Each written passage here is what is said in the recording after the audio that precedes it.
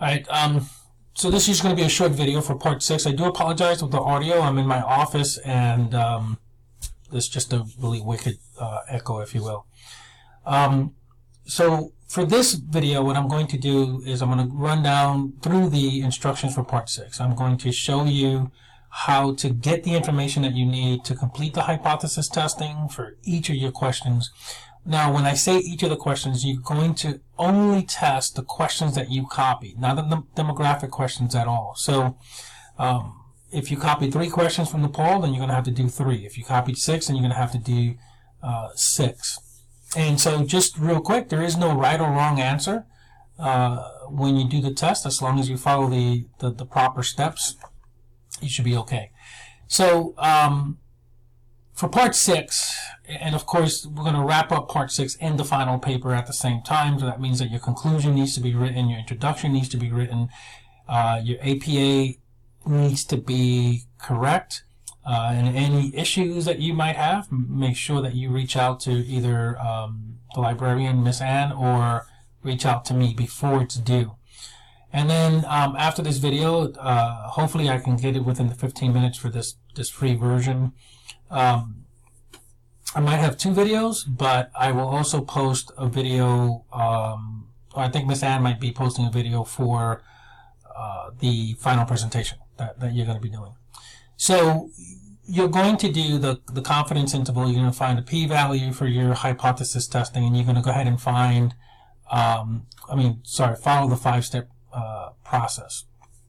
And so what does that 5-step process look like?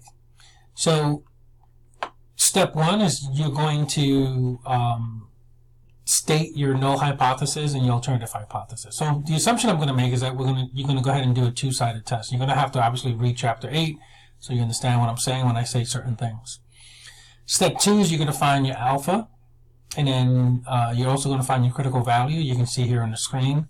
Step 3, you're going to calculate the test statistic. You're going to find the p-value. I'm going to show you how to do that using Excel. Step 4, you're going to make a decision. Was your test statistic in the rejection region or non-rejection region? And then step 5, you're going to go ahead and write up your conclusion, which is part of what you're going to put into your part 6 for any particular question that you might have. This here is the Excel file for the testing, and I'm going to show you how to use that. I'm going to go through some of these things to make sure that you have the right information in your file.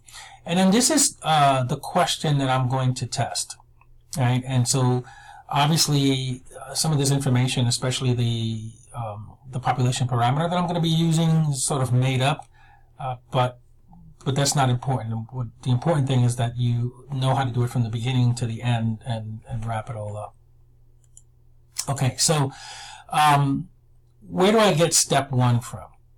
So what I want to sort of put out here is that your population parameter is taken from your national poll.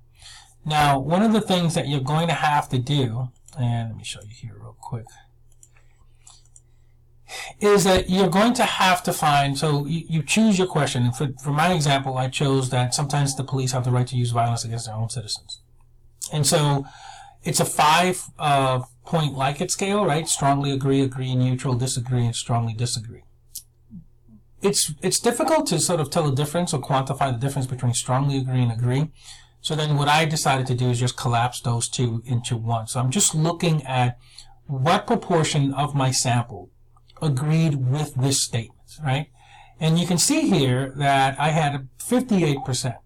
Now, when we do hypothesis testing, we create a binary choice, right? So what we're looking at and then everything else. So you might have to collapse everything else into just one category and then have, of course, what you're looking for in the category by itself. So I'm looking at the agree and I have a 58%. Now this is my p-hat. This is my sample proportion. When I look at this up here, this p is my population proportion. So what I'm doing in essence is I'm comparing the results of my sample to this population parameter. And so where do I get this information? Again, you get it from your national poll that you copied. There is a handout that sort of breaks down the critical values for the particular alpha that you're choosing. I just suggest use 5% because the plus or minus 1.96 won't change. This formula here, this is how you calculate the test statistic. Excel will do that for us. And so I'm going to go ahead and run through this. And so when I look at this here, now I'm going to ignore these two over here real quick because they're not really necessary for us to sort of get this done. So my p-hat, my sample proportion, was 58%. 58% of my participants agree with the statement that police sometimes have the right to use violence against their own citizens. This q-hat is simply the difference between 1 and my p-hat. So my p-hat and my q-hat should equal up to 1. My sample size is 38, right? Now, this p is the population parameter. This is the value that I got from step 1, or that I got from my national poll. So I'm going to go back here. I'm going to say, okay, well, it's going to be 0.7. And you can see here that it automatically populates. My critical value is going to be plus or minus 1.96. Just put 1.96 there. And then, of course, this is the formula. This is the p-hat minus p divided by the square root of p times q over n. The p-value, since we're doing a two-sided test, this is the formula for the p-value. So just make sure that when you do this, that all of this is the same as mine, if you will. Here's my alpha.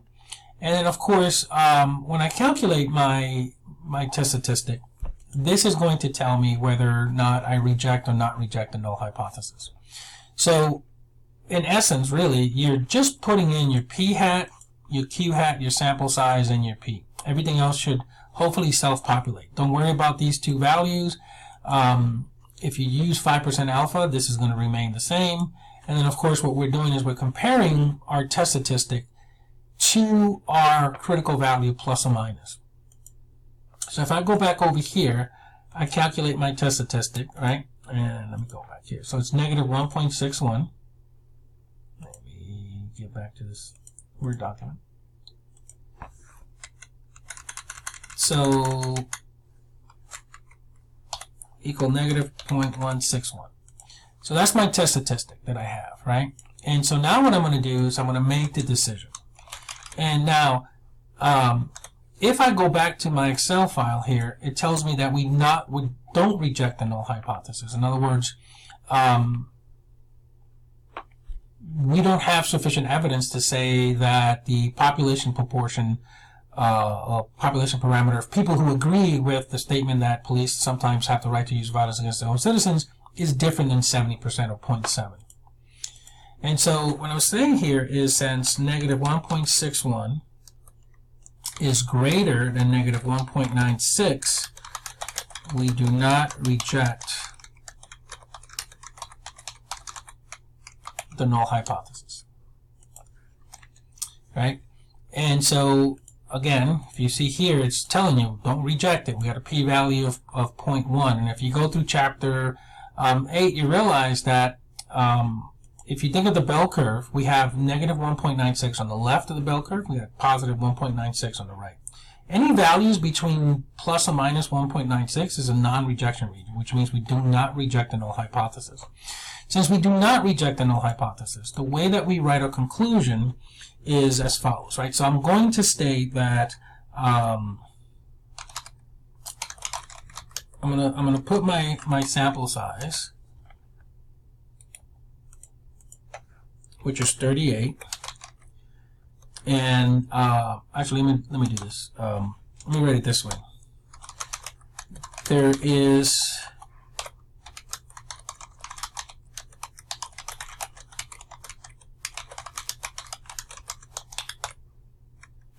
now I'm going to put the p-value here in parentheses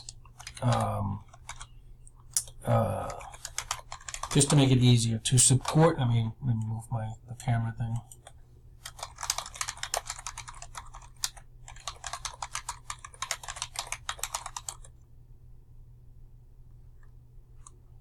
That the population parameter of people that agree with the statement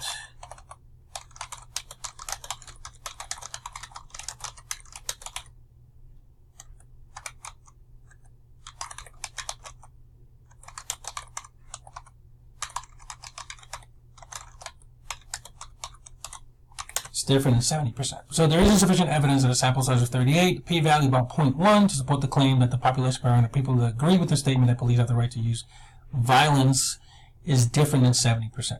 We did not reject the null hypothesis, so therefore we do not have enough evidence to say that it's different than 0.7. So this is the first video. I'm going to go ahead and probably do another short one, so to kind of go through a few things, and then hopefully you guys can knock this thing out. Thank you.